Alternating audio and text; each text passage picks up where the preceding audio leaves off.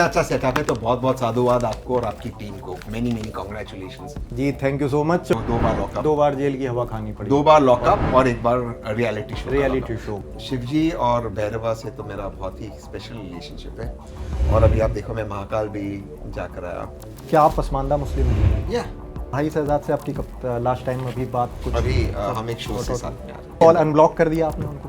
इस्लाम में है अभी कि इस्लाम में? मैं हर धर्म में भरोसा करता हूँ। अपनी महिला मित्रों को टिकट बांटने में ज्यादा प्राथमिकता दे रहे थे। अगर इनके पास अशोक जी क्योंकि एक वरिष्ठ पत्रकार है इस चीज के उनके पास कोई सबूत है तो ये सबूत उनको राहुल जी को देना चाहिए सबसे पहले। टिकट वितरण में धांधली की गई या टिकट वितरण में समझौते किए गए? हुड्डा जी ने अधिकतर टिकट लिए, ये आरोप लग रहा है। राहुल गांधी ने उन्हें ट्रंप कार्ड के तौर पर बीजेपी को, इस तरह के लोग बात भी कह रहे हैं कि बीजेपी का ध्यान भटकाने के लिए शैलजा जी को यूज किया था। क्योंकि आज जो कांग्रेस की हालत दिल्ली में हुई है इसके लिए जिम्मेदार कौन है? वही लोग हरियाणा में थे।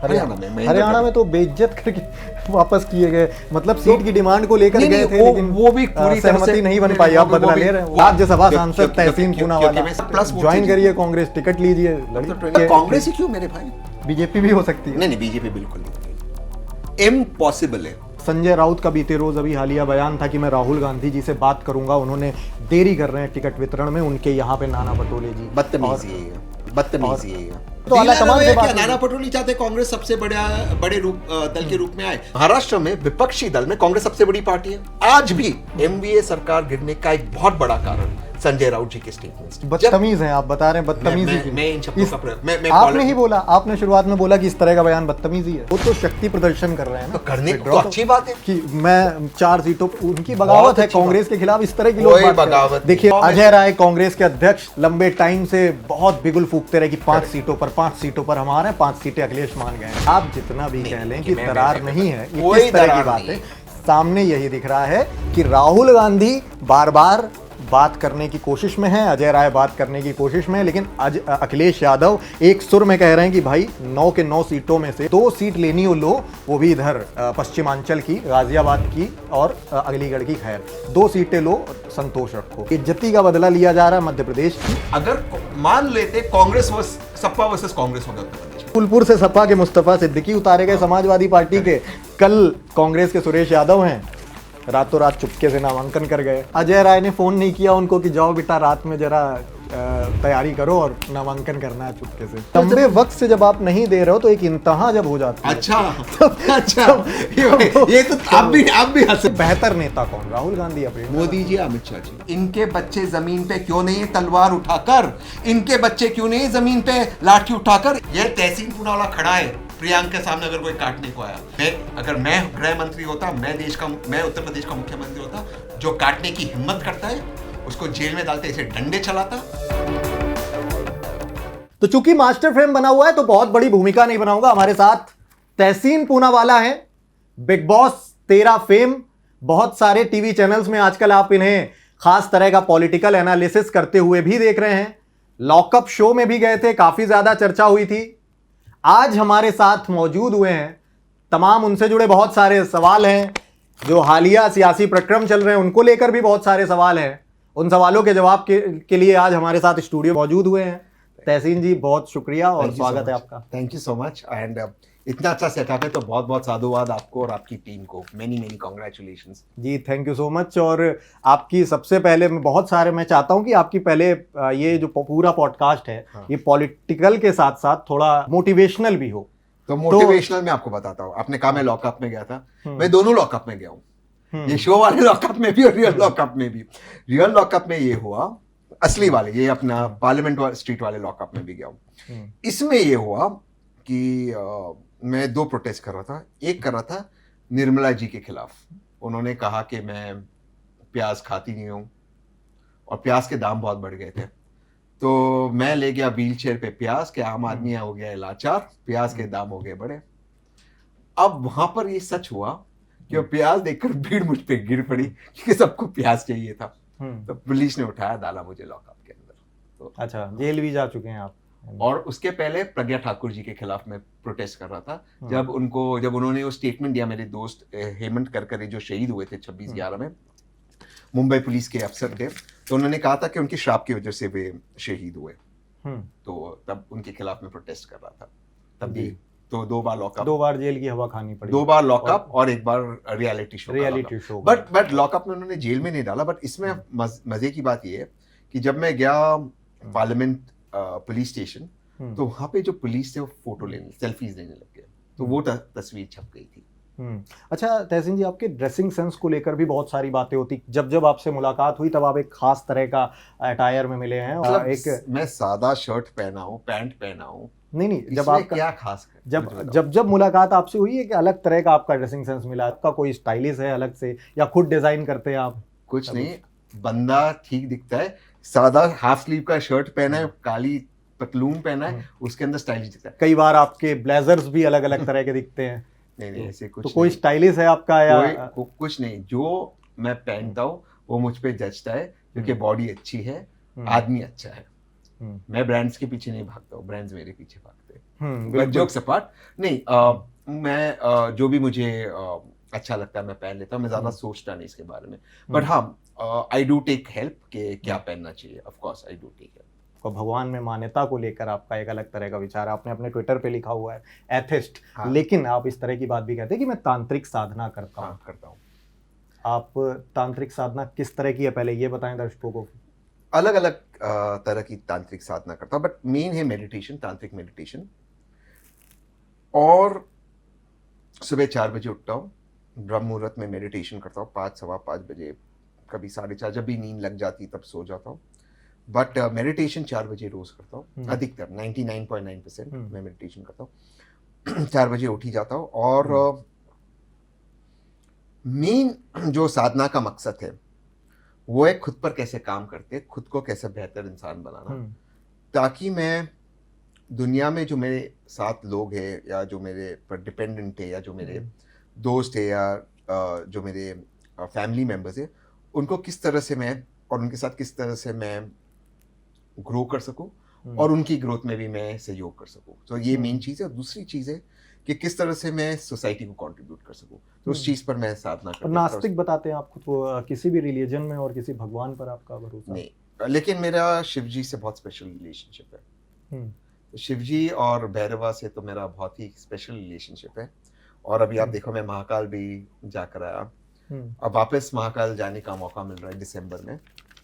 तो एक है कि शिव जी से बहुत गहरा रिश्ता है। हाँ, देखिए आपने नास्तिक की बात कही। जब तो भी मैं चांद देखता हूँ, क्योंकि चांद शिव जी के पर उनके सर पे बैठा हुआ है वहां पर उनके, तो जब भी मैं चांद को देखता हूँ तो मुझे शिव जी का आउटलाइन दिखता है। ठीक है, लेकिन आपके भाई हैं शहजाद पूनावाला, उनका एक बयान बहुत ज़्यादा चर्चा में रहा। उन्होंने कहा कि मैं पसमानदा मुस्लिम हूँ, और मुझे इसको लेकर, जब मैं पसमानदा मुस्लिम हूँ, पिछड़ा हुआ हूँ, इसको लेकर मेरे साथ हमेशा अन्याय हुआ है, मुझे हमेशा वरीयता नहीं दी गई। इसको लेकर बहुत ज़्यादा कंट्रोवर्सी भी हुई कि पसमानदा मुस्लिम बताकर खुद को सियासी लाभ लेने की कोशिश की गई, इस तरह की बातें भी कहीं। तो पसमानदा मुस्लिम कौन होते हैं, पहले थोड़ा सा ये बताएं आप दर्शकों को। क्या आप पसमानदा मुस्लिम हैं? या वो है, क्योंकि जो ओरिजिनल सरनेम है वो जमादार है।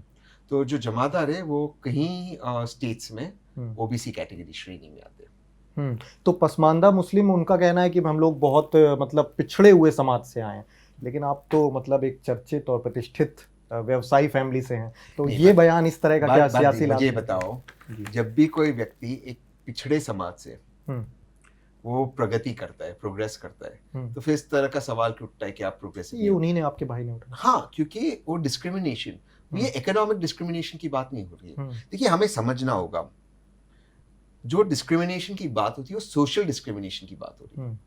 आज भी जब हम बात करते हैं एससी एसटी हमारे भाई बहनों की, या ओबीसी, वो एक सोशल डिस्क्रिमिनेशन की बात है। क्योंकि कोई व्यक्ति एससी वर्ग से, या एसटी वर्ग से, या ओबीसी वर्ग से फाइनेंशियली सक्सेसफुल हो गया, उसका मतलब ये नहीं कि सोशली वो उतना सक्सेसफुल हो गया। वो दोनों में अंतर है, तो उसको हमें देखना होगा। ठीक है, आपने महाकाल का जिक्र किया। जैसे अभी कितने हमारे, आप किसी भी स्टेट को उठा लीजिए, चलो मैं सरकार को छोड़ देता हूँ, कोर्ट्स को ले लेते हैं, जहाँ पे सरकार का ज्यादा दखल नहीं है। कितने हमारे सुप्रीम कोर्ट के जजेस एससी हैं आज तक हमारे इतिहास में? मैं किसी सरकार पे आरोप नहीं लगा रहा हूँ, तो अगर एक व्यक्ति सुप्रीम कोर्ट का जज बन सकता है तो चीफ जस्टिस क्यों नहीं बनता है? क्या उनकी संख्या के अनुसार उतने जजेस है सुप्रीम कोर्ट के अंदर एससी समाज से या एसटी समाज से या ओबीसी समाज से? आज जितने भी हाई कोर्ट से कितने एससी चीफ जस्टिस है? तो ये सवाल तो उठने चाहिए। तो ये सोशल है, इकोनॉमिक डिस्क्रिमिनेशन की बात नहीं हो रही, सोशल डिस्क्रिमिनेशन की बात हो रही है। आरएसएस में एक भी एससी या ओबीसी या एसटी समाज का व्यक्ति आरएसएस का मुखिया नहीं बना। ये सच्चाई है और आगे भी नहीं होगा। ये डिस्क्रिमिनेशन तो जिनका आप सपोर्ट करते हैं जिस पार्टी का कांग्रेस में, उसमें क्या स्थिति? खड़गे जी है, खड़गे जी हैं, परसों एससी समाज से 2 दिन की अभी नहीं, उसमें मैं बात करना चाहता हूँ। ये उठाने वाले भी शहजाद ही थे और फिर बीजेपी ने उठाया। देखिए उसमें हुआ क्या, मैंने पूरा वीडियो देखा और पूरा फैक्ट्स ये है कि जो प्रियंका जी का नॉमिनेशन है वो 3 सेट ऑफ नॉमिनेशन पेपर्स थे, नाम दिए गए थे, यही नाम देने पड़ते और पहले नॉमिनेशन जो पेपर्स थे वो खड़गे जी और सोनिया जी दे रहे थे प्रियंका जी के साथ। तो पहले पेपर थे राहुल जी, सोनिया जी और खड़गे जी। दूसरे सेट ऑफ पेपर्स थे स्टेट लीडरशिप और तीसरे थे जो डिस्ट्रिक्ट लीडरशिप। ये 3 नाम दिए गए थे, नाम यही देने थे, वो दिए गए थे। इसमें कलेक्टर का रूल था, ये कोई अक्रॉस द कंट्री रूल नहीं, कलेक्टर का रूल था कि 5 ही लोग आएंगे। ऑब्वियसली उनका परिवार उनके साथ अंदर आया, ये रूल नहीं पता था 5 लोग हैं। जैसे सोनिया जी और राहुल जी और प्रियंका जी ने देखे कि खड़गे जी बाहर है क्योंकि 5 का रूल था, इमीडिएटली रॉबर्ट जी और रियान उठकर बाहर चले गए और खड़गे जी अंदर आ गए और सोनिया जी ने उनको रिसीव किया, उनकी जगह दे दी और सोनिया जी पीछे बैठी। तो इसमें कोई वो नहीं था। चलिए आप क्लियरिफाई कर रहे हैं, लेकिन इस तरह की बातें हो रही हैं कि दलित मुखिया की बेइज्जती की गई वहां पर। वो वीडियो चलाई, अमित शाह जी ने नड्डा जी को कैसे हाथ पकड़ते हटाया, वो अलग विषय है, वैसे अलग विषय नहीं है। यहाँ पर अगर खड़गे जी बाहर भी रह गए, नहीं, अगर वहां अन्याय हुआ तो उसकी बात होनी चाहिए, फिलहाल तो बात, बट यहाँ पर अन्याय नहीं हुआ था। यहाँ पर खड़गे जी बात है, कलेक्टर का रूल था, कांग्रेस का रूल नहीं था। और सोनिया जी ने इमीडिएटली उठकर अपनी जगह दी और रॉबर्ट जी और रियान बाहर चले गए। तो उनके साथ कैसे अन्याय? उल्टा अगर मैंने देखा कोई व्यक्ति जो सीनियर लीडर है वो बाहर खड़े और मैं उठकर अपनी जगह दे देता हूँ, तो ये अच्छा हुआ या बुरी बात हुई? ठीक है। भाई शहजाद के बयान का जिक्र हुआ था, भाई शहजाद से आपकी कब लास्ट टाइम अभी बात कुछ? अभी हम एक शो से साथ में आ रहे, साथ में ही थे आप? फोन पे कॉल अनब्लॉक कर दिया आपने उनको? अनब्लॉक, हाँ, व्हाट्सएप पे, एक व्हाट्सएप पे अनब्लॉक थे वो, हाँ, बात और ट्विटर पे ठीक हो रहा है? नहीं, बात नहीं होती है। वो मेरी मम्मी को लेकर एक आध कुछ बात हुई है, पर ज्यादा बात नहीं होती है। और ऑफ कोर्स वो मेरे बेटे के बारे में पूछते। ठीक है। तमाम पॉलिटिकल सिनेरियो हैं, अभी उन पर भी बात होगी, पर्सनल नहीं, उसमें मम्मी को लेकर 1-2 बार बात जी। बस एक बयान उनका और अगर आप बताना चाहें, उन्होंने अभी हाल में बोला था कि आपकी ढेर सारी गर्लफ्रेंड्स हैं, आपके साथ ही पॉडकास्ट में बैठे हुए थे सुशांत वाले। हाँ, थी, है नहीं थी, हाँ, बहुत सारी गर्लफ्रेंड्स थी, तो पास में थी ना। तो बचपन में बहुत ज्यादा शरारती रहे हैं आप, उनके गुस्से का, आपके गुस्से का भी जिक्र किया। अभी आप बहुत ज्यादा शांत और बहुत ज्यादा फ्रेंडली दिखते हैं, क्योंकि आप शायद तांत्रिक साधना का तभी में फ्रेंडली था, लेकिन तब कि आपने टीवी तोड़ दी थी, इस तरह की बात भी उन्होंने कही, गुस्से में टीवी तोड़ दी थी और नाम मेरे ऊपर आ गया था। तो बहुत ज्यादा गुस्सैल आपका मिजाज बचपन में देखने को, शरारती था, शरारत से, और वो कम शरारती था। लेकिन मुझे लगता है कि शरारत करना अच्छी बात है, it's a good thing. Boring नहीं होना चाहिए लाइफ के अंदर, लाइफ में कुछ भी हो बोरिंग नहीं होना चाहिए। तो हाँ, जब हम लोग यंग थे तब मैं शरारती था, अब मैं थोड़ा काम हो गया हूँ। और आपने पसमानदा मुस्लिम खुद को बताया, तो इस्लाम में मैंने नहीं बताया। नहीं, आपने कहा कि हम लोग थे, हाँ थे, अब इस्लाम में भरोसा, अब इस्लाम में है अभी कि इस्लाम? मैं हर धर्म में भरोसा करता हूँ। मेरा जो एथिज्म है वो है कि सभी धर्मों को मैं रिस्पेक्ट करता हूँ, इस्लाम को भी करता हूँ, और मैं मानता हूँ कि इस्लाम में बहुत से अच्छी चीजें हैं, बहुत ज्यादा अच्छी चीजें हैं। जैसे इस्लाम आपको सिखाता है कि किस तरह से आपको एक नेक इंसान बनना है, सिरातल मुस्तकीम पर चलना है। तो बहुत अच्छी चीज है इस्लाम के अंदर। मैं तंत्र साधना करता हूँ, मैं शिव जी का भक्त हूँ, मुझे लगता है कि शिव जी से मुझे बहुत सारी ऐसी जवाब मिलते हैं जो मेरी जिंदगी को आसान करती है। तो बहुत सारी, जैसे इस्लाम के अंदर भी है कि आप 4 बजे उठते मेडिटेट करो, ये चीज है, तो उसको वो लोग बंदगी कहते हैं, बंदगी। यहाँ पर आप इसको ब्रह्म मुहूर्त कहते हैं। तो बहुत सारी चीजें ऐसी है, तो बहुत कॉमनैलिटीज है। मैं डिफरेंसेस क्यों देखूं हिंदुइज्म और इस्लाम में? मेरा काम है कि मैं इनको जोड़ूं, मैं इसमें सिमिलैरिटीज देखूं, और मैं देखता हूँ इसमें सिमिलैरिटीज। ठीक है। और अभी लास्ट टाइम जब आपसे बात हो रही थी उस दौरान आपसे मैंने सवाल किया था जब कि कांग्रेस कब ज्वाइन कर रहे हैं आप, क्योंकि कांग्रेस का बहुत ज़्यादा समर्थन करते हैं, अलग अलग बयानों में आप अलग अलग डिबेट्स में डिफेंड करते हैं उसको। तो मैंने आपसे पूछा जब कि कांग्रेस कब ज्वाइन कर रहे हैं, आपका जवाब था कि यूनिवर्स जब सिग्नल करेगा। यूनिवर्स पे आप बहुत ज़्यादा बिलीव करते हैं। अभी यूनिवर्स ने आपको साइन दिया कि नहीं? अभी यूनिवर्स साइन दे रहा है कि कांग्रेस सीखने वाली है या नहीं। जिस तरह से हरियाणा जीता हुआ चुनाव हार गई, तो शायद अब तो अब मेरे मन में है, मेरे ज़हन में है कि कांग्रेस सीखेगी या नहीं सीखेगी। तो यूनिवर्स से वही मैं सवाल पूछ रहा हूँ। आपने हरियाणा का जिक्र किया, बहुत अभी चर्चा हुई एक बयान की कि हरियाणा में हार को लेकर लोग अलग अलग वजहें बता रहे हैं। अशोक वानखेड़े से आप वाकिफ हैं? अशोक वानखेड़े ने बीते रोज ये बात कही कि केसी वेणुगोपाल ने वहां पर जाकर सिर्फ लड़कियों को वरीयता दी। उनका कहना था कि वो टिकट बांटने में उनका बयान था कि भाई लड़की हो तो कोई लाओ, उनको मैं टिकट दूं, लड़कियों को ज़्यादा टिकट दी जाए, बांटी जाए। तो इस तरह की बातें हुई, तो इसलिए भी हारे लोग कह रहे हैं। केसी वेणुगोपाल को भी लोग जिम्मेदार बता रहे हैं।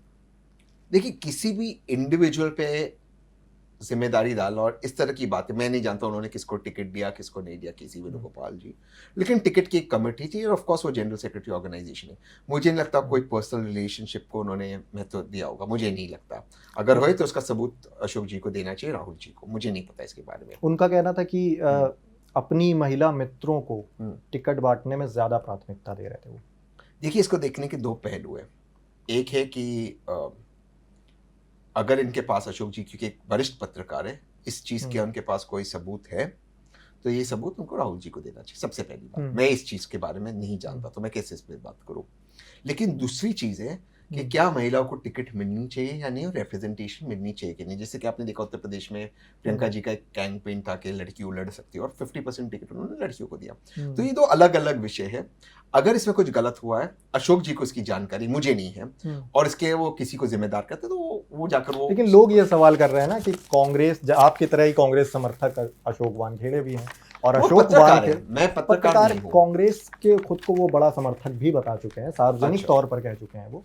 तो जब वो इस तरह का सवाल उठाते हैं तो फिर इस पर बात होना भी जरूरी और एक बड़ा विषय भी है। लोकतंत्र में, जमहूरियत में हर चीज पे बात होनी चाहिए, लेकिन ये ना हो कि आप किसी के कैरेक्टर को असैसिनेट करो, चाहे लड़की हो या लड़का हो। क्योंकि अगर जिन व्यक्ति का वे नाम ले रहे हैं अशोक जी, तो उनके साथ जिस लड़की का, महिला का नाम जोड़े, वो उसका भी तो कैरेक्टर असैसिनेट हो रहा है ना। तो ये नहीं होना चाहिए मेरे हिसाब से। सिर्फ एक महिला के नहीं, बाद में ये भी जिक्र हुआ कि इस तरह की बातें भी कही गई कि कोई लड़की हो तो लाओ तो मैं टिकट दूंगा। इस तरह के बयान देखिए अशोक वानखेड़े। देखिए, इसका कोई प्रमाण होगा तो उनका कर्तव्य है ये पब्लिक डोमेन में कहाँ हुआ, कैसे हुआ रखे, और इस तरह की अगर बात हुई तो इसमें ऑब्वियसली केस भी बनता है। तो आप ये नहीं कह सकते कि ये मैंने हियर से है, ये मैंने सुनी हुई बात है। अगर इनके पास प्रमाण है तो ये रखे, नहीं है तो किसी के मैंने ये सुना, मैंने वो सुना। मुझे लगता है महिलाओं को लेकर हमें थोड़ा सा हमें ध्यान से बोलना चाहिए, थोड़ा सा एक रेखा में खींचना चाहिए। हालांकि गलती मैंने भी की, कभी एक दो बार मैंने भी पहले ट्रोल किया था, बहुत साल पहले। तो मैं अब सोच रहा हूँ कि we should be very careful on how we talk. तो अगर उनके पास कोई प्रमाण है तो देना जरूरी है, नहीं है तो मुझे लगता है इस तरह की लूज टॉक नहीं होना चाहिए। ये पहली बात है। कांग्रेस के हरियाणा हारने की बहुत सारी वजह है। महिलाओं को सिर्फ टिकट दिया, मुझे नहीं लगता ये अहम वजह है। टिकट डिस्ट्रीब्यूशन वजह है 100%। वही मैं कह रहा हूँ कि इस तरह के बहुत सारे मामले हैं। मैं आपको उन्हीं पे आ रहा था कि टिकट वितरण में धांधली की गई या टिकट वितरण में समझौते किए गए, एक बड़ी वजह इसे भी माना जा रहा है। अब हम समझौते की बात पे आते हैं। तो आरोप जो लगता है वो है, और मैं बहुत खुलकर बात करूंगा, कि हुड्डा जी ने अधिकतर टिकट लिए, ये आरोप लग रहा है। करेक्ट। अब हुड्डा जी मुख्यमंत्री के दावेदार थे, शैलजा जी भी थी, और कुछ हद तक सुरजेवाला जी भी थे। ठीक है, अगर मैं मुख्यमंत्री का दावेदार हूं, मान लो, तो मैं भी चाहूंगा मेरे जितने समर्थक हैं जो लड़ रहे चुनाव, अधिकतर उनको मिले टिकट। क्यों नहीं चाहूंगा मैं? क्योंकि जितने विधायक आएंगे वो मुझे चुनेंगे। कांग्रेस का डबल सिस्टम है, एक तो हाईकमान चूज करता है, लेकिन सबसे पहले जो विधायक दल है वो चूज करती है, फिर नाम जाता, अनलेस एक अनएक्सेप्टेबल नाम हो तब हाईकमांड उसको वीटो करता है, वरना विधायक दल अधिकतर चुनता है। तो मैं भी चाहूंगा अधिकतर मेरे विधायक हो। ठीक वही शैलजा जी चाहती होगी, वही सुरजेवाला जी चाहते, जो भी उनके बड़े नेता हो गए, अजय यादव जी चाहते हुए अभी उन्होंने छोड़ दिया। अब जो टिकट डिस्ट्रीब्यूट करते हैं उनका कर्तव्य है कि संतुलन बना रहे। या हुड्डा जी पे तो आरोप नहीं लगा सकते आपने क्यों अधिकतर टिकट आपने लिया, ये तो हुड्डा जी की तो गलती नहीं है। मैं अगर उनकी जगह होता, मैं भी चाहूंगा मेरे समर्थक, मान लो आप मेरे समर्थक हो, आप, मैं भी चाहूंगा आपको मिले टिकट, अगर आप पॉलिटिक्स में हो, उनको मिले इनको मिले, इसमें क्या, अगर मैं दावेदार हूं तो मैं वही आप हरियाणा गए थे उस दौरान? मैं काफी गया था, काफी गए थे उस दौरान। शैलजा जी को लेकर ये बातें हुई कि राहुल गांधी ने उन्हें ट्रम्प कार्ड के तौर पर बीजेपी को, इस तरह के लोग बात भी कह रहे हैं कि बीजेपी का ध्यान भटकाने के लिए शैलजा जी को यूज किया था, इस तरह की बातें भी हो रही हैं। नहीं, ये फिर से ये सारी कई सुनाई बातें, सुनी सुनाई बातें, इन पर मैं कमेंट नहीं करूंगा, अफवाहों पे मैं क्यों कमेंट करूं। लेकिन ये जरूर कांग्रेस की दिल्ली से हाईकमांड ने जिस लीडरशिप को दिल्ली से भेजा था हरियाणा में, उनसे ये गलती हुई है, और हरियाणा लीडरशिप से गलती हुई शैलजा जी को इग्नोर करना। देखिए, कांग्रेस का कोर वोटर हमेशा मुसलमान और एससी भाई बहन रहे। एससी भाई बहन, मुसलमान भाई बहन कांग्रेस को वोट करते हैं। और आज भी अगर आपने हरियाणा चुनाव में देखा, जो मुसलमान एरिया है, मेवाड़ वगैरह, मेवाड़, वहां पे कांग्रेस को बहुत बड़ी लीड मिली है। वो 85-90% वोट वहां पे कांग्रेस को मिला है। एससी समाज कांग्रेस के साथ था, खास करके लोकसभा चुनाव के बाद ये समाज कांग्रेस की तरफ जा रहा था। इनफैक्ट मोदी जी काफी और बीजेपी काफी चिंतित थी कि एससी समाज आ रहा है। तो ये तो समाज हमेशा कांग्रेस के साथ रहा है, इनको आपको बरकरार करना है। अगर आप एक ही ग्रुप के पीछे जाओगे, जाहिर सी बात है काउंटर पोलराइजेशन होगा। अगर आप कहोगे मैं एक समाज के लीडर को आगे करूंगा तो काउंटर पोलराइजेशन होगा। तो ये चीज देखी नहीं गई थी। अफसोस की बात यह है कि जो लोग दिल्ली में इंचार्ज थे या पंजाब में इंचार्ज थे, वही हरियाणा में इंचार्ज है। अब वही उसकी जांच करेंगे, वही उसके बारे में देखेंगे, वही रिपोर्ट निकालेंगे। तो जिन्होंने गलती की वही रिपोर्ट निकालेंगे। तो यहाँ पर कांग्रेस को थोड़ा सा इंप्रूव करना जरूरी है कि क्या जिन लोगों ने गलती की वही इसकी जांच करेंगे, वही इस पर आत्मचिंतन करेंगे, वही इस पर चिंतन शिविर में बैठते रिपोर्ट निकालते, वही इस पर देखेंगे क्या गलती हुई। क्योंकि आज जो कांग्रेस की हालत दिल्ली में हुई है, इसके लिए जिम्मेदार कौन है? वही लोग हरियाणा में थे, पंजाब में भी उनका रोल था। तो कहीं ना कहीं मुझे लगता है कि यहाँ इस चीज को बैलेंस करना चाहिए। दूसरी एक चीज कांग्रेस को देखनी चाहिए, अजय यादव जैसे बड़े एक नेता चले गए, ओबीसी समाज के बड़े नेता थे वो। दो और गलतियां हुई जो मैं हमेशा कहता था। यादव समाज का रुझान कांग्रेस की तरह हो गया था। उत्तर प्रदेश में जो एनकाउंटर्स हुए थे, अगर हम अखिलेश जी को, हम क्योंकि मैं उनका वोटर हूं, अगर अखिलेश जी को हम कोऑप्ट करते, अखिलेश जी कैंपेनिंग कर देते, खास करके हरियाणा में तो बेइज्जत करके वापस किए गए, मतलब सीट की डिमांड को लेकर गए थे, लेकिन वो भी पूरी सहमति नहीं बन पाई। आप बदला ले रहे हैं, वो भी 100% ट्रूथ नहीं है। उनके कैंडिडेट्स को लड़ाया गया था कांग्रेस के सिंबल पे, वो भी 100% कांग्रेस के सिंबल पर लड़ाया। हाँ, तो ये मैं ये सोच रहा हूँ अगर अखिलेश जी आ जाते तो एक अच्छा मैसेज चला जाता।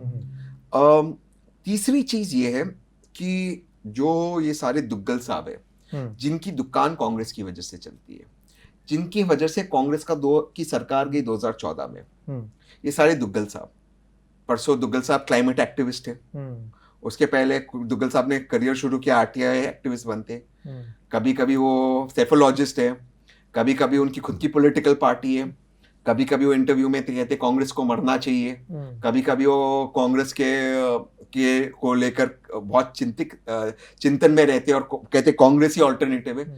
ऐसे दुग्गल साहब को आपको दूर रखना चाहिए। कभी कभी किसान नेता रहते दुग्गल साहब। देखिए, मैंने आपसे ये सवाल किया, कांग्रेस सब जा रहे हैं, अपने कांग्रेस की गिनी हुई 5-6 गलतियां मैं गिन चुका हूं, आप बता चुके हैं कि ये गलतियां हो गई। आपने कहा पहले गलतियां तो सुधार ले, फिर मैं सोचूंगा।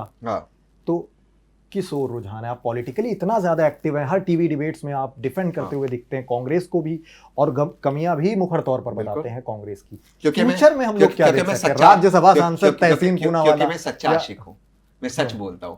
अपने माशूक की गलतियां बताते हैं आपकी, तुमसे ये गलती हो गई खुलकर। नहीं, मैं माशूक में गलतियां थोड़ी होती है, इसमें गलतियां थोड़ी ढूंढते हैं। आपने गलतियां 5 बता दिया। सच्चे आशिक किसके? कांग्रेस को बता रहे हैं आप? मैं सच्चा आशिक कांग्रेस का हूं। हाँ, तो आप अपनी माशूक की अभी 5 गलतियां बता चुके हैं। मैं कमियां बता रहा हूँ, गलतियां नहीं होती, कमियां होती है, और उन कमियां और मेरे साथ वो पूरी हो जाएगी। तो कोई नहीं, लेकिन जोक्स अपार्ट, नहीं राज्यसभा नहीं, क्यों राज्यसभा क्यों? क्या चाहते हैं?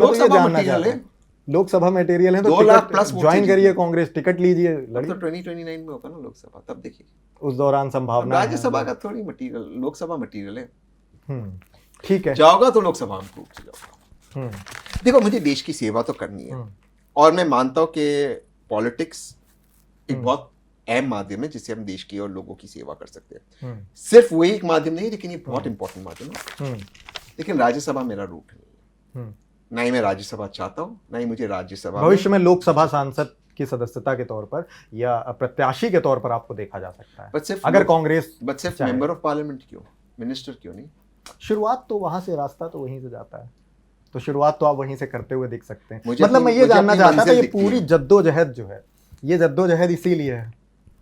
ये है कि मैं देश में पॉजिटिवली कंट्रीब्यूट कैसे कर सकता हूँ। देखिए, इस वक्त हमारे मुल्क में बहुत सारी ऐसी चीजें जिनको मुझे लगता है हमें एड्रेस करना चाहिए। एंड चाहे आप विपक्ष में हो, चाहे आप विपक्ष को सपोर्ट करते हो, चाहे आप सरकार में हो, आप सरकार को सपोर्ट करते हो, बहुत सारी ऐसी मुद्दे इस वक्त हमारे देश के अंदर जिसको अर्जेंट अटेंशन की जरूरत है। सबसे ऊपर है रोजगार का मुद्दा, इन्फ्लेशन का मुद्दा, मणिपुर में जो हो रहा है, जो हमारे देश में कम्युनल स्ट्राइफ हो रहा है, इन सब मुद्दों को लेकर देश को कैसे आगे ले जाना, और इसके बाद हम 2024 के बाद, 2025 के बाद अगले 25-30 साल के लिए किस तरह का भारत बना सकते हैं, ये मेरे लिए बहुत इंपॉर्टेंट है। और किस तरह का भारत हम फ्यूचर जनरेशंस के लिए छोड़ सकते हैं, आई थिंक वो सबसे जरूरी बात है। खास करके आज के दौर में जब एआई टेक ओवर कर रहा है दुनिया को, तो एआई को लेकर हम कितने सीरियस है, हम किस तरह से उसको आगे ले जाएंगे, किस तरह के कानून बनेंगे एआई को लेकर, मुझे लगता है ये सब जरूरी है जी। और पार्लियामेंट में इसकी चर्चा हो सकती है। मैं एक उदाहरण दे दूं, जब मैं अपने आप को विजुअलाइज करता हूं, तो देखिए एआई को लेकर बहुत सारे क्राइम्स हो सकते हैं, अभी हो भी रहे, वॉइस की नकल, लोगों की नकल, वीडियो पे नकल, एक्सेट्रा एक्सेट्रा। अब तो डार्क वेब के बारे में भी लोग बहुत डार्क वेब के बारे में।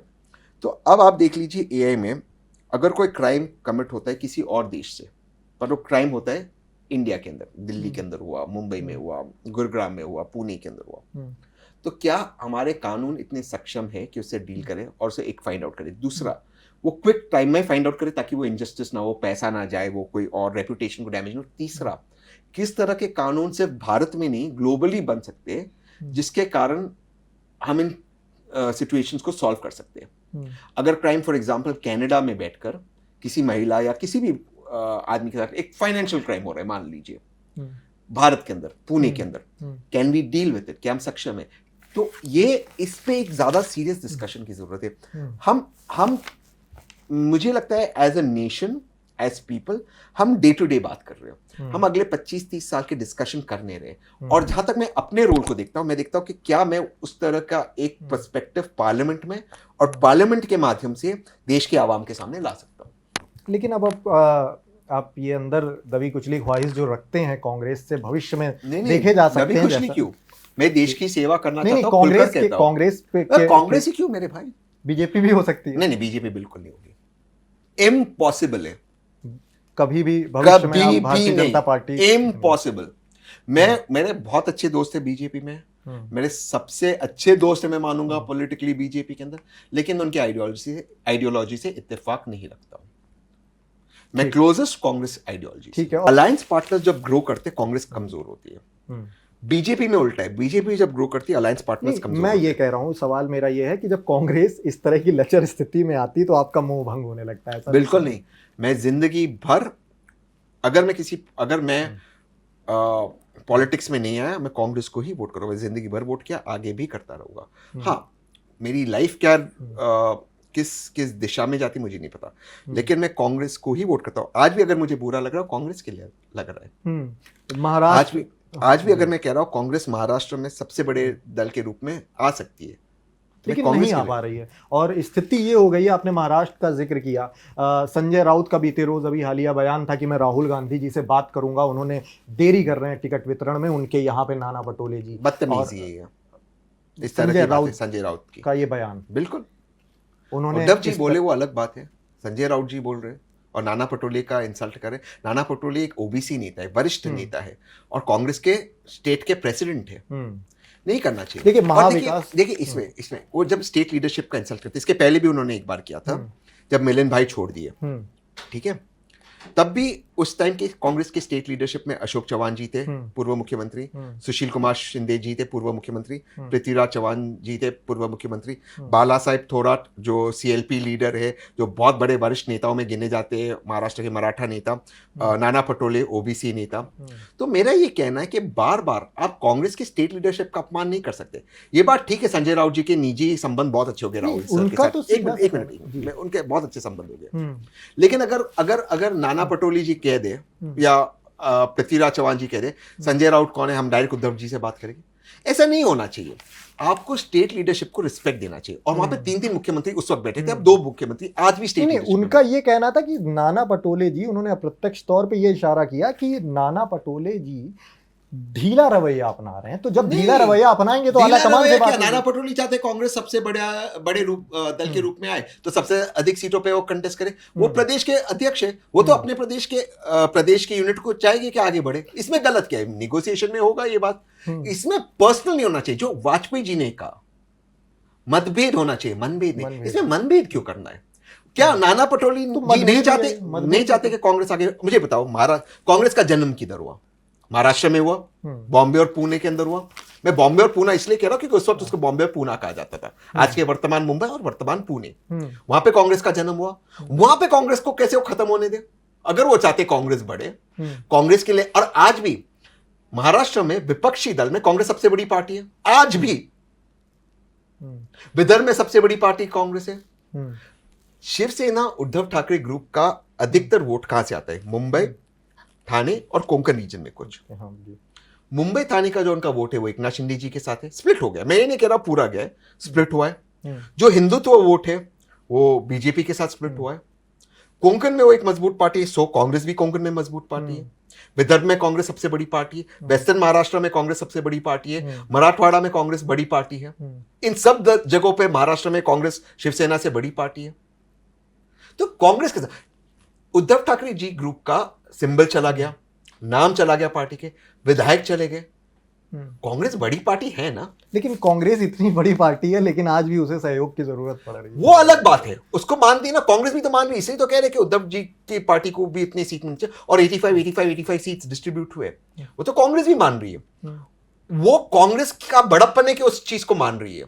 ये गलत है, ये संजय राउत जी का गलत है कि वो उनपे इस तरह के कमेंट्स कर रहे हैं। अच्छा। कांग्रेस का तो बड़ा, एक सेकंड, और मैं फिर से कह रहा हूं, एमवीए सरकार गिरने का एक बहुत बड़ा कारण संजय राउत जी के स्टेटमेंट्स थे। किसी दिन कंगना को टारगेट करना, किसी दिन ये क्या ये कर रहे हो आप? बदतमीज हैं आप, बता रहे हैं बदतमीजी। मैं इन शब्दों का प्रयोग, आपने ही बोला, आपने शुरुआत में बोला कि इस तरह का बयान बदतमीजी है। बदतमीज स्टेटमेंट है, मैं उनको नहीं कह रहा हूँ। स्टेटमेंट उनका ही स्टेटमेंट है, मैं उनको नहीं कह रहा हूँ। ये इस तरह की बातें नहीं होनी चाहिए। मैं पॉलिटिक्स में इस तरह की बातें नहीं होनी चाहिए। मैं इससे इत्तेफाक नहीं रहा। राहुल गांधी के साथ ही असहमतियां क्यों हो रही हैं? अखिलेश यादव पहुंचे, मध्य प्रदेश पहुंचे थे, कमलनाथ बोले कौन अखिलेश। उसके बाद कांग्रेस से इस तरह की बातें भी हुई कि मध्य प्रदेश में वरीयता नहीं दी गई। उसके बाद वही हाल हरियाणा में दिखा। अब महाराष्ट्र में भी पहुंचे थे वो, 30 सीटों पर कह रहे थे मेरा प्रभाव है। 30 सीटों पर मैं, अखिलेश यादव ने कहा मेरा प्रभाव है और 10 से 12 सीटें भाई मुझे चाहिए। लेकिन वहां पर भी बैठकों से बायकॉट हो रहा है, मीटिंग से बायकॉट हो रहा है। अखिलेश यादव को उतनी प्राथमिकता नहीं दी जा रही है। देखिए, समाजवादी पार्टी इंडिया अलायंस का एक हिस्सा है। उत्तर प्रदेश में 9 सीटों पे लड़ रहे उनके सिंबल पर। वहां पे वो बड़े दल के रूप में है उत्तर प्रदेश में, there is no disputing it. यहाँ पर जो बड़ा दल है वो कांग्रेस, एनसीपी और तो जब कह रहे हैं कि 30 सीटों पर प्रभाव, और जो 85 हो गया, जो बाकी की सीट्स है उसके डिस्ट्रीब्यूशन में उनको मिलेगा। वो तीनों जो बड़ी पार्टी है उसमें कांग्रेस एक अकेला डिसीजन नहीं ले रही, शरद पवार साहब की पार्टी भी ले रही है, उद्धव ठाकरे जी की पार्टी भी ले रही है डिसीजन। तो तीनों जो बड़े दल है महाराष्ट्र में वो डिसाइड करेगी कि उनको कितना देना है, और उनका भी अधिकार है 10 सीट मांगना। एमवीए की मीटिंग में बुलाना चाहिए अखिलेश यादव को, समझाना चाहिए कि मतलब आप, मुझे लगता है कि मांग जायज नहीं है आपकी, स्पष्ट किया जाए। मुझे लगता है कि वो बात कन्वे हो चुकी है कि उत्तर प्रदेश में आप लड़ रहे हो और अभी बाई इलेक्शन से 9 सीटों में से 10 में से तो आप लड़िए और यहाँ पर हम लड़ेंगे। और ऑफ कोर्स सपा को मुझे लगता है कि ये तय हो गया कि कुछ सीटें मिलेगी महाराष्ट्र में। महाराष्ट्र में मिलेंगी कुछ सीटें, ये ऑलमोस्ट तय हो गया है क्योंकि 85 पे लड़ रहे हैं, बाकी रह गए 30, उसमें से कुछ 15 मुझे लगता है अलायंस के लिए दी, उसमें से सपा को ऑफ कोर्स मिलेगा। पर क्या सपा का डिमांड गलत है 12 सीट मांगना? 4 सीटें तो कैंडिडेट उतार चुके हैं शायद, आई थिंक महाराष्ट्र में, अखिलेश यादव। नहीं, वो तो 4 withdraw भी सीटों वो पर तो withdraw भी हो सकता है, वो बात नहीं। बट सवाल है क्या उनका डिमांड गलत है? नहीं, उनका भी अधिकार है उनकी पार्टी को बढ़ाना, क्यों नहीं बढ़ाना? विड्रॉ हो सकता है, लेकिन वो तो शक्ति प्रदर्शन कर रहे हैं तो ना। करने को Withdraw तो अच्छी बात है। कि मैं 4 सीटों पर, उनकी बहुत बगावत है अच्छी कांग्रेस के खिलाफ, इस तरह की लोग कोई बात कर रहे हैं। बगावत देखिए नहीं। उत्तर 9 प्रदेश सीटों अभी पे आप 9 सीटों पे सपा लड़ रही है, साइकिल के चिन्ह पे इंडिया अलायंस जीतने वाली है। इंडिया अच्छा, अलायंस उत्तर प्रदेश का आपने जिक्र किया। सवाल ये अयोध्या के कब बाई इलेक्शन क्यों नहीं हो रहा है?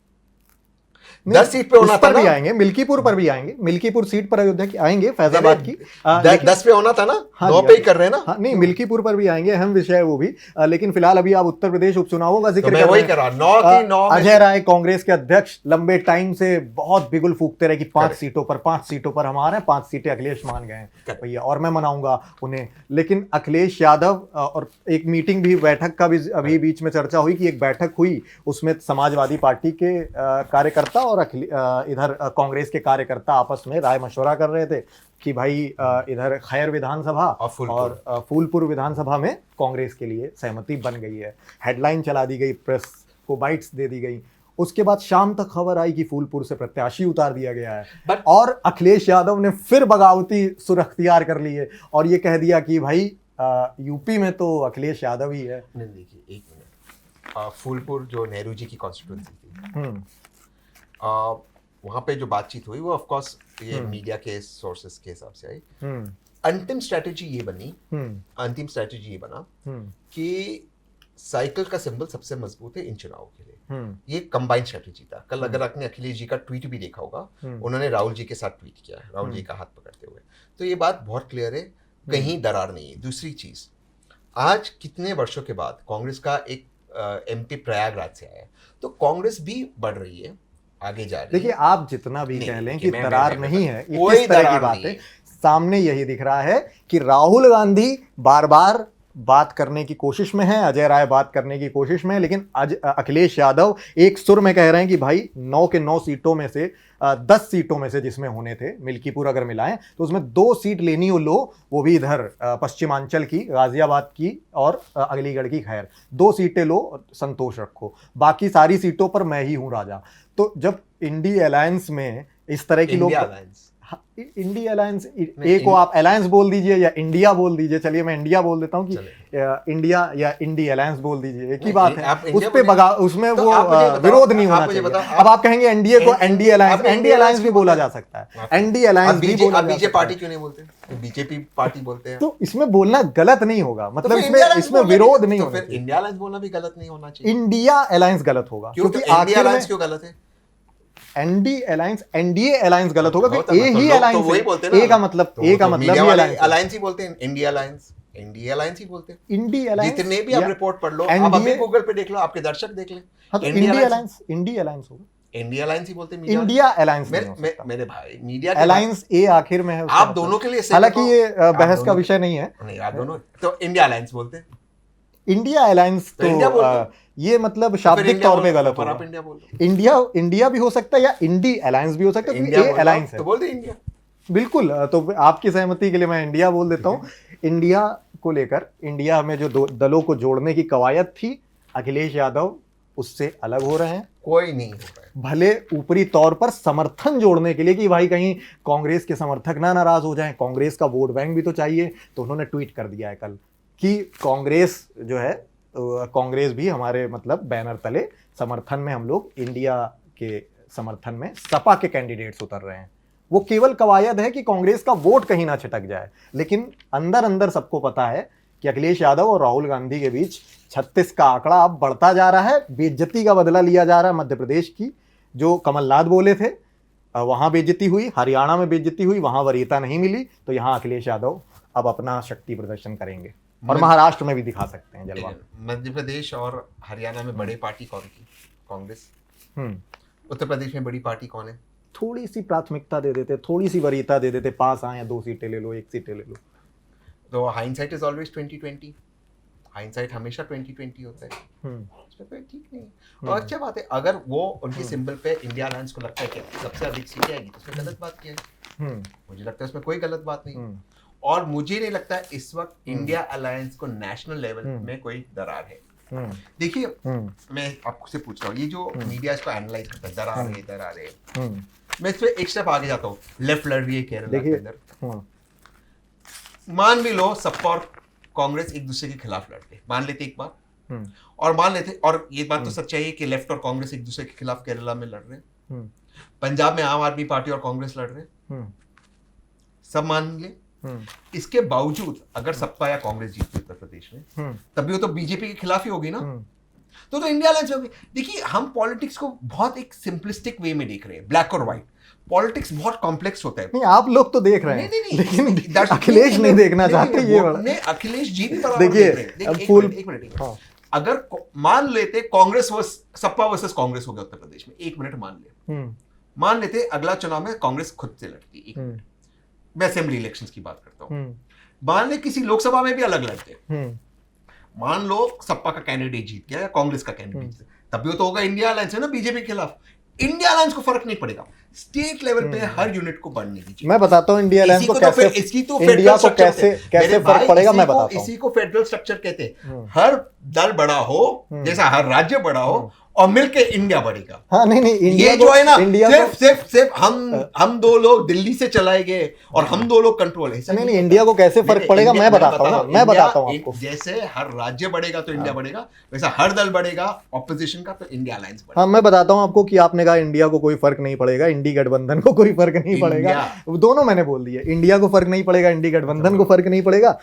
फूलपुर से सपा के मुस्तफा सिद्दीकी उतारे गए समाजवादी पार्टी के, कल कांग्रेस के सुरेश यादव हैं, रातों रात चुपके से नामांकन कर गए। अब बताइए इसे क्या कहेंगे? नहीं सहमति है आपस में। सिंबल पे है क्या यादव भाई? सिंबल पे कांग्रेस के हैं। अब आप ये तो नहीं सिंबल पे नामांकन उन्होंने कर दिया, कांग्रेस के लीडर है। उसमें बताइए, अगर कई बीजेपी का उम्मीदवार अगर वो इंडिपेंडेंट लगता है तो क्या बीजेपी के सिंबल पे लगता है? देखिए हर आदमी जो पॉलिटिक्स में किसी न किसी पार्टी से तो जुड़ा हुआ है। अगर कोई बड़ा नेता है वो लड़ना चाहता है तो अजय राय ने फोन नहीं किया उनको कि जाओ बेटा रात में जरा तैयारी करो और नामांकन करना है चुपके से? नहीं, मुझे नहीं लगता अजय राय जी ऐसा करेंगे, और मुझे नहीं लगता ऐसा कुछ हुआ है। और मुझे लगता है कि ये 9 की 9 सीट इंडिया अलायंस जीत रही है सपा के बैनर के ऊपर, सिंबल के ऊपर। और सवाल ये है कि 5 सीटों का ख्वाब अजय राय का, अयोध्या का बाई इलेक्शन कब हो रहा है, ये सवाल है। नहीं, वो तो उस विषय पर भी बस आ ही रहा हूं मैं। इस पर जो 5 सीटों का ख्वाब है, वो 5 सीटों का ख्वाब अब शांत हो चुका है। अगर आप मुझे तो कांग्रेस सपोर्टर पूछे तो मैं ये चीज बताना चाहता हूँ, मैं ये पूरी तरह से मानता हूँ और मैं इस बात में आपसे इत्तेफाक करता हूँ कि कांग्रेस को अपने दल को मजबूत करना होगा। क्यों मैं दोबारा से उस बात पे बताता हूँ, शायद आपने उस वक्त नहीं। कांग्रेस जितनी मजबूत होती है, बीजेपी जितनी मजबूत होती है, छोटे दलों को, रीजनल पार्टीज को खाती मजबूत होती है। रीजनल पार्टीज ग्रो होती है कांग्रेस के एक्सपेंस के ऊपर। तो ये फर्क है दोनों पार्टीज के। तो अगर कांग्रेस को एक मजबूत दल बनना है तो अपने आप को मजबूत करना होगा, और वो अपना जो कोर वोटर्स है, दलित भाई बहन, मुसलमान भाई बहन, उन पर उनको फोकस करना होगा। इसके बाद अन्य दल क्या करते हैं वो अलग चीज है। तो कांग्रेस को अपने आप को मजबूत करना होगा, अपने संगठन को मजबूत करना होगा, अपनी पार्टी को मजबूत करना होगा। इसका मतलब ये नहीं आप किसी और दल के साथ नहीं हो। अगर कांग्रेस जीते या सपा जीते, आप इंडिया अलायंस का ही हिस्सा होगे। उत्तर प्रदेश में कांग्रेस की बिल्कुल इस तरह की स्थिति नहीं है कि वो अपने सिंबल पर चुनाव लड़ सके, उसे समर्थन की ही जरूरत है। मुझे लगता है आज भी है कांग्रेस की स्थिति, और कांग्रेस तो 5 सीटों की डिमांड कर रहे थे, उतार देते अपने। आज भी अगर कांग्रेस अपने संगठन को मजबूत कर दे तो यूपी में भी 2009 में 22 एमपीज आए थे उत्तर प्रदेश में, इस बार भी एमपीज आए। कांग्रेस आज भी लोग राष्ट्रीय चुनाव में कांग्रेस को पसंद करते हैं एज एन ऑल्टरनेटिव। बहुत सारे लोग आज कांग्रेस के साथ जुड़े हुए, भारत जोड़ो यात्रा के साथ और भी लोग जुड़ गए, और कांग्रेस का एक कोर वोट बैंक है, उस पर से फोकस करना चाहिए। ये मेरी हिदायत है। अखिलेश ले जाएंगे वो तो अब, क्योंकि कांग्रेस तो यही कहती रह जाएगी कि समर्थन में। अखिलेश जी का अगर वो वोट, उनका कोर वोट, वो वोट बैंक लेना क्या गलत है? वो अपनी पार्टी के बारे में सोचना गलत है? वो अखिलेश जी अपना कर्म करेंगे, कांग्रेस को अपना कर्म करना है, लेकिन दोनों का कंबाइन कर्म है भाजपा को हराना और देश को आगे बढ़ाना। ठीक है। और प्रियंका गांधी से अभी हालिया फिलहाल आपका कोई बातचीत, संपर्क? हाँ, मैंने मैसेज भेजा था, ऑल द बेस्ट। ठीक है। बीते रोज उन पर अभी बहुत ज्यादा कंट्रोवर्शियल इशू हुआ, इस तरह की बातें हुई कि 78 करोड़ के आसपास जो है इनकम टैक्स उन्होंने चुराया है, नहीं भरा इनकम टैक्स। किसने ये एफिडेविट में आया, ये 2010 से 2018 18 के जो भी ये सारे केसेस, हर केस 2014 के बाद हुए, हर केस। अच्छा, अब 11 साल से इनकी सरकार है। 78 करोड़ अगर इनकम टैक्स उन्होंने वो दिया तो क्लेम 250 करोड़ की भाई, अवैध संपत्ति हुई आसपास, जहां तक मैं आकलन क्लेम कर पा कौन रहा कर हूं। रहे हैं? ये क्लेम कौन कर रहे हैं? ये इनकम टैक्स के अधिकारियों की रिपोर्ट उनकी क्लेम है 2014 के बाद, हाँ। सरकार बदलने के बाद। जी 11 साल से यही सरकार है, अभी तक एपेलेट ट्रिब्यूनल के ऊपर नहीं गया है। क्यों? आप सुनवाई करो ना, खत्म करो। नहीं, वो तो ऑन रिकॉर्ड डेटा दे चुके हैं कि आपने इस टाइम से इनकम टैक्स दिया ही नहीं है। उनका क्लेम है, नहीं दिया नहीं, उनका क्लेम है ना, वो उनका क्लेम है जो वो डिनाई कर रहे हैं, उनका क्लेम है ना। 11 साल हो गए, ये 2010 के बाद के उन्होंने निकाला है। आज 11 साल से इनकी सरकार है, 2014 के बाद इनकम टैक्स ने निकाले सारे केसेस, रेट्रोस्पेक्टिवली निकाला 2010 वाले। 11 साल में इसका हियरिंग खत्म क्यों नहीं हुआ? आप और कितने केसेस जानते हो जो इतना एपेलेट ट्रिब्यूनल में चलते हैं? पूछिए बिजनेसमैन को, कीजिए ना केस खत्म। मैं एक स्टेप आगे जाऊंगा, तो मैं एक स्टेप आगे इनकम टैक्स का जो आरोप है ये भी पॉलिटिकल प्रोपेगेंडा। 100% मैं आगे जाऊंगा, एक स्टेप आगे रहो। आपको याद है रविशंकर प्रसाद जी ने एक प्रेस कॉन्फ्रेंस किया था, मोदी जी प्रधानमंत्री बने उसके पहला संडे का दिन था, रॉबर्ट जी के खिलाफ मेरी जेब के अंदर एविडेंस है। याद है वो प्रेस कॉन्फ्रेंस? संडे दोपहर का प्रेस कॉन्फ्रेंस था वो। 11 साल से लेकर आए थे वो जेब के अंदर, जेब के अंदर में हमारी सरकार बनते ही पहला काम करेंगे। 11 साल हो गए, 3 क्लीन चिट आई है हरियाणा वाले मामले में। इलाहाबाद हाई कोर्ट, चलो वहां पे ड्यूरिसडिक्शन नहीं बनता था, supreme court, Delhi high court, और दिल्ली हाई कोर्ट में सीबीआई मोदी जी के नीचे 2015 में कहा कि कोई आरोप नहीं है, ये सब पेपर की हवाबाजी।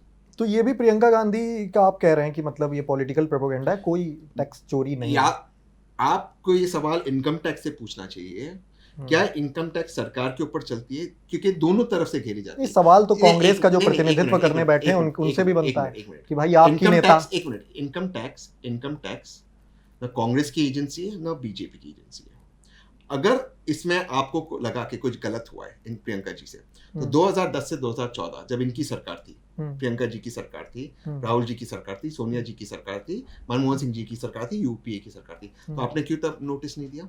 यानी कि आप सरकार के इशारे पे चल रहे। एक मिनट, और नहीं तो आपको 2014 के बाद दिखे तो इनके लंबे वक्त से जब आप नहीं दे रहे हो तो एक इंतहा जब हो जाता है। अच्छा ये तो आप भी हंस रहे हो इसमें, इसको हम छोड़ देते, इसमें आप भी हंस रहे हैं। मैं तो आपकी हंसी पर हंस रहा हूँ कि मैं इनकम टैक्स पे हंस रहा हूँ, और उन बेचारे IRS। देखो मैं एक चीज कहना चाहता हूँ, जितने भी IAS IPS IRS ऑफिसर्स हैं, मैं उनको एक चीज कहना चाहता हूँ आपके माध्यम से, आपकी वफादारी देश के संविधान के प्रति होनी चाहिए, और संविधान के पहले 4 शब्द हैं हम भारत के लोग, हम कांग्रेस के लोग, हम बीजेपी के लोग, हम मोदी जी के लोग, हम गांधी के लोग नहीं है, हम भारत के लोग हैं। ये संविधान के पहले 4 शब्द हैं, हम भारत के लोग। आपकी वफादारी भारत के लोगों की तरफ होनी चाहिए। आप इस तरह के कॉन्स्टिट्यूशनल बॉडीज में हो, CBI हो, ED हो, इनकम टैक्स हो, सरकार के हाथ में पॉन मत बनो। और इसका जवाब ये नहीं इंदिरा जी ने क्या क्या, नेहरू जी ने क्या क्या, राजीव जी ने, हमें बढ़ना चाहिए आगे। इस तरह की जो हरकतें कर रहे हैं, और सिर्फ ये नहीं, ईडी जो कर रहा है, अभी कितना सुप्रीम कोर्ट क्लैम्प डाउन कर रहा है ईडी के ऊपर। मैंने आपको लास्ट टाइम भी बताया, एक केस ईडी बुलाती है, एक केस में अरेस्ट करती है, दूसरी केस में। ये अच्छे अफसर्स है हमारे देश के, IRS officers, IPS officers, IAS officers, इनको कोई कुछ नहीं कर सकता अगर ये स्टैंड रहे संविधान की तरफ। तो बीजेपी के इशारे पर इस तरह का ये आरोप लगाया गया, और पहले कांग्रेस के इशारे पे करते थे, और कब तक स्पाइन नहीं होगा? तो कांग्रेस के इशारे पर जब आप कह रहे हैं करते थे, इसलिए ही प्रियंका गांधी का सामने नहीं आया उस वक्त। तो अब आ गया, तो 11 साल के मुताबिक अगर आपका ही मान लिया जाए, 11 साल किसकी सरकार थी, तो इसको आपने क्यों नहीं किया? क्योंकि आप ये सरकार आई तो वहां पे ब्राउनी पॉइंट्स करने को आपने इस तरह के केसेस निकाले, छवि खराब करने की कोशिश की 100%। वरना 11 साल में आप हियरिंग करते थे। आप मुझे बताएं, ट्राइब्यूनल और ट्राइब्यूनल्स क्यों बनते? ताकि क्विक सुनवाई हो, इमीडिएट सुनवाई हो, उसके बाद आदमी कोर्ट में। क्यों बने ट्राइब्यूनल्स? क्योंकि कोर्ट में वर्षों लगते थे, इसलिए ट्राइब्यूनल्स बने। करेक्ट, यही एक लॉजिक था ट्राइब्यूनल। 11 साल की ट्राइब्यूनल में, वो भी सेंट्रल, राहुल गांधी, वो भी सेंट्रल ट्राइब्यूनल जो डायरेक्ट केंद्र की सरकार के नीचे आती है। ठीक है, आप प्रियंका गांधी को डिफेंड कर रहे हैं 100%। राहुल गांधी आपके दूर के साले लगते हैं। प्रियंका गांधी और राहुल गांधी में अगर बेहतर नेता आप आकलन करेंगे इस समय मौजूदा परिदृश्य जो है, किसको देखेंगे? दोनों की अच्छी खूबी है। जो राहुल गांधी जी ये तो डिप्लोमेटिक जवाब नहीं, मैं ओपन कह रहा हूँ। जो राहुल गांधी जी ने किया, वो बहुत कम नेता वर्तमान में कर सकते हैं। 6000 प्लस किलोमीटर भी चले, पैदल चले, रोज के 25 किलोमीटर चलना आसान नहीं है। उतने लोगों को जोड़े, उस तरह का उन्होंने एक माहौल बनाया जो लोकसभा में सक्सेस मिला इंडिया अलायंस को, उसका एक बहुत बड़ा श्रेय राहुल गांधी जी को जाता है। जो मोदी जी कह रहे थे अब की बार 400 पार, वो नहीं हुआ, 240 पे रुक गए, उसका एक बहुत बड़ा श्रेय राहुल गांधी जी को जाता है। तो राहुल जी की मेहनत में कोई कमी नहीं और है। हरियाणा में हार का श्रेय, और जम्मू कश्मीर में जो अब्दुल्ला साहब से 2 मंत्री बनाने की डिमांड कर रहे थे, वहां पर वरीयता नहीं मिली, उसका श्रेय भी राहुल गांधी को जाता है इस नाकामी का। देखिए अगर आप जीत का श्रेय लेते तो हार भी आपको उसका जवाब, उसकी जिम्मेदारी नहीं। गलती हो गई यहाँ दोनों राज्यों में। उन्होंने हमेशा जिम्मेदारी ली है, चाहे उत्तर प्रदेश हो चाहे पहले हो। 2019 के चुनाव हारने के बाद वही रिजाइन किए। किसने और रिजाइन किया? किसी ने रिजाइन नहीं किया, उन्होंने रिजाइन किया। अब आते प्रियंका जी के स्ट्रेंथ्स के ऊपर। प्रियंका जी बहुत अच्छी ओरेटर है, अंग्रेजी में और हिंदी में बहुत अच्छा बोलती है।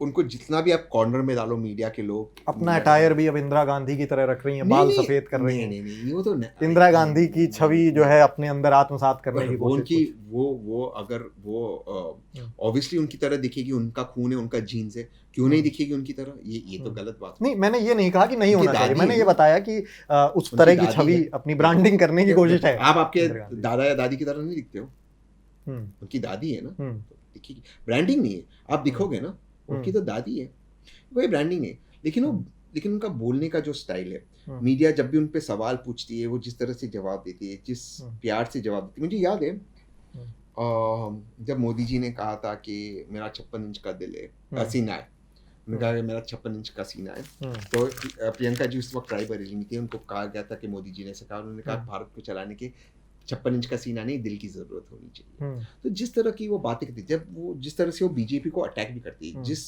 लहजे से करती है, मुझे लगता है लोगों को आकर्षित करता है।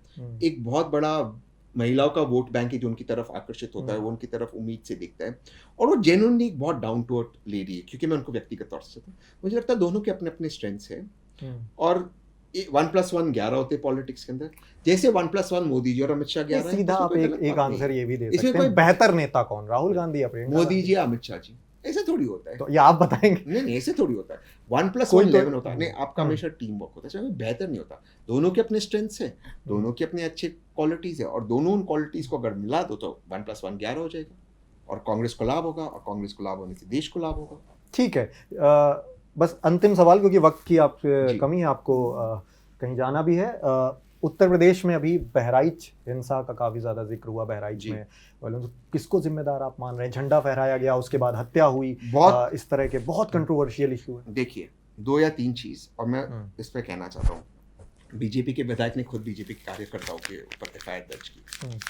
फिर ऑफकोर्स उन्होंने कहा नहीं, FIR का मतलब ये नहीं होता कि आप गिल्टी हो, लेकिन खुद बीजेपी के विधायक ने की। ये एक बात है। दूसरी बात, जब बाई इलेक्शंस होने तब वायलेंस क्यों होती है, ये बहुत जरूरी चीज है। वायलेंस से किन पार्टीज का फायदा होता है? बीजेपी का फायदा होता है, MIM जैसी पार्टीज का फायदा होता है, एक्सट्रीम पार्टीज का होता है। जो सेंट्रिस्ट पार्टी है, चाहे आप सपा पकड़ लो, कांग्रेस पकड़ लो, कोई भी सेंट्रिस्ट पार्टी पकड़ लो, उनका नुकसान होता है वायलेंस से, क्योंकि पोलराइजेशन हो जाता है। तीसरे आते हैं उस युवा मिश्रा के ऊपर, उनके फैमिली को पूरी तरह से कंडोलेंसेस देता हूँ। फ्लैग अगर उसने निकाला भी, अगर गलत गाने बज भी रहे थे, तब भी कोई जस्टिफिकेशन नहीं किसी को मारना। ये गलत है, किसी को आप नहीं मार सकते, गलत है, गलत है, गलत है। लेकिन वो जो SP थी वहां पे, शुक्ला, वो क्या कर रही थी? जब वो वहां से प्रोसेशन जा रहा था, जब वो गाने बज रहे थे, आपको पता था माहौल थोड़ा टेंस हो रहा है, आप उसको कंट्रोल कर सकते थे।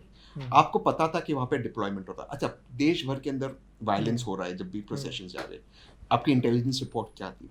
देखिए प्रियांक भाई, पत्थर अगर आपके में लड़ाई होगी, आपके पास हजारों पत्थर नहीं होगी, मेरे पास नहीं। यानी कि अगर पत्थर वहां बरसे तो पहले से जमा होते हैं। प्रायोजित था, प्री प्लान था, ऐसा कुछ होना? मुझे लगता है कि बीजेपी का फायदा होता है वायलेंस से।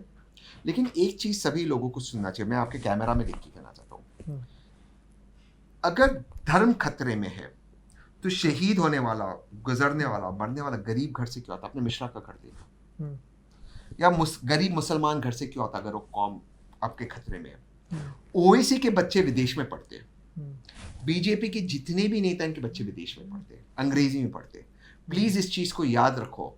अगर आपका धर्म, आपकी संस्कृति, आपका कल्चर, आपका कौम खतरे में है तो इनके बच्चे जमीन पे क्यों नहीं है तलवार उठाकर, इनके बच्चे क्यों नहीं है जमीन पे लाठी उठाकर, इनके बच्चे विदेश में क्यों पढ़ रहे, गरीब के बच्चे क्यों है, ये पूछिए सवाल। और अगर ये वायलेंस हो रहा है इसमें किसका फायदा हो रहा है? जो बेचारा मर गया मिश्रा, जिसको गोली मारी गई, गलत है, उसके माँ बाप पे क्या गुजरती होगी, गरीब माँ बाप, वो गए फिर योगी जी से मिले, लेकिन गरीब लोग। नहीं, आप मतलब इस तरह का बयान जब दे रहे हैं तो ये संकेत भी जा रहा है, ये संकेत भी जा रहा है कि भारतीय जनता पार्टी ने जाकर उनसे कहा कि आप झंडा फहराइए। नहीं, वो बात मैं नहीं कह रहा हूँ। भाजपा का वायलेंस में हमेशा फायदा होता है और MIM जैसी पार्टीज का फायदा होता है वायलेंस के बाद, और हमें एक्सट्रीमिज्म को रोकना है। क्या इंडिविजुअल एक्ट हुए वहां की पुलिस बताएगी, और अगर किसी ने झंडा फैलाया भी तो उसके लिए मरना बहुत गलत है, उसको मारना भी गलत है, उसको गाली देना भी गलत है।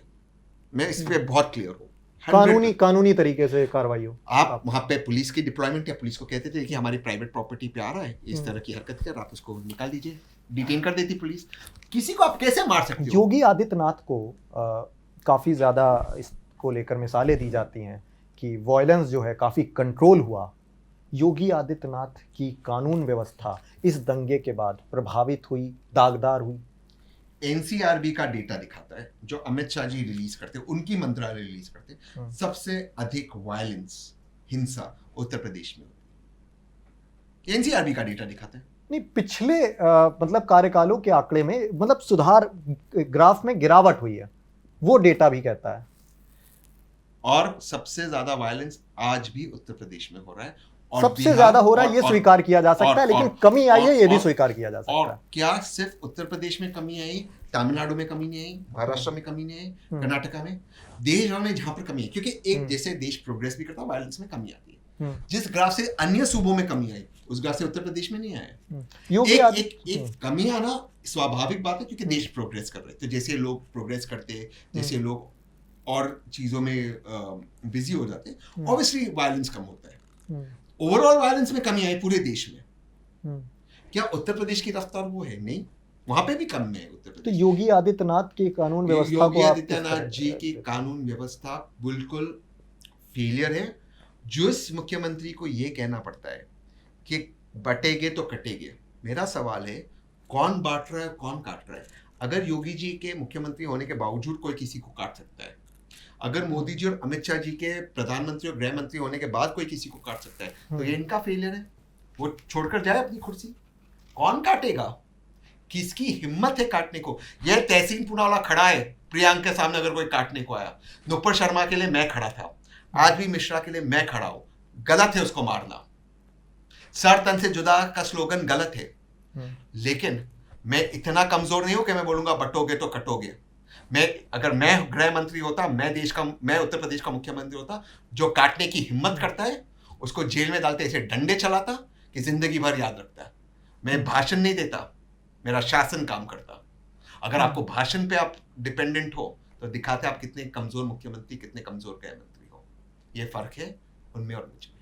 ठीक है, बहुत शुक्रिया। थैंक्स। तहसीन पूनावाला जी थे हमारे साथ, और हमेशा की तरह हर सवाल का बेबाकी के साथ जवाब दिया। हमारे साथ भविष्य में भी जुड़ते रहेंगे। अभी चुनाव हैं झारखंड और महाराष्ट्र के, उसको लेकर हम तहसीन जी से जो सियासी गतिविधियां हैं उसको लेकर बातचीत करते रहेंगे। मैं प्रियंक वाजपेयी हूं आपके साथ। शुक्रिया, नमस्कार। वीके न्यूज, राष्ट्र के नाम।